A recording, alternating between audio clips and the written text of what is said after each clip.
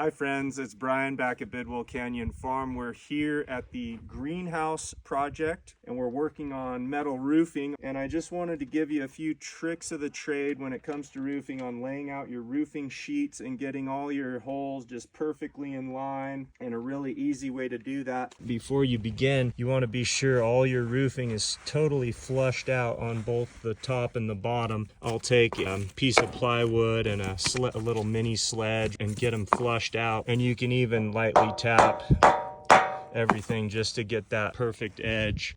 First, you're going to want to determine your overhang and then figure out where your first course of screws is going to go. We're on a 2-foot layout, so it came back 2 3/4 for the first screw, 2 feet 2 3/4, 4 feet 2 3/4, etc., etc. Then I'll take just a sliding square ruler and set that in the rib, get a center mark right off of that rib, so every mark is essentially in the same position up the rib and across the sheets. What I'll do next is I'll take a nail set and I'll just put a little dimple on each mark. So I'll go all the way up and down and get every mark with a dimple, and then I'll run a 1/8 drill bit. I'll be sure that that drill bit is centered vertically both directions, and then I'll just drill through all the sheets at once.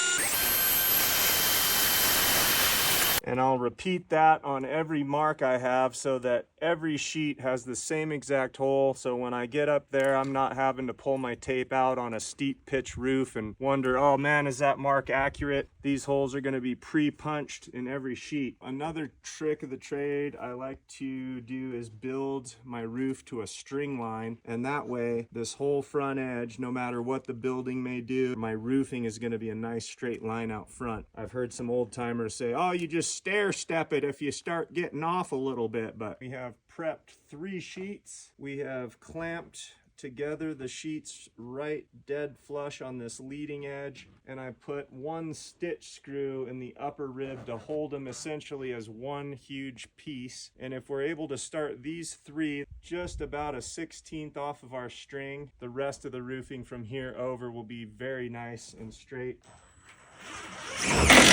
All right, so now we are here at the end of the roof, and we've maintained our 16th spacing all the way down on our string. All of our screws are in a perfect line due to our pre-drilled pockets, and we have a really sweet roof system. Now we can take our string down and get our last piece special cut and then our gable flashing installed to finish it up. Yeah.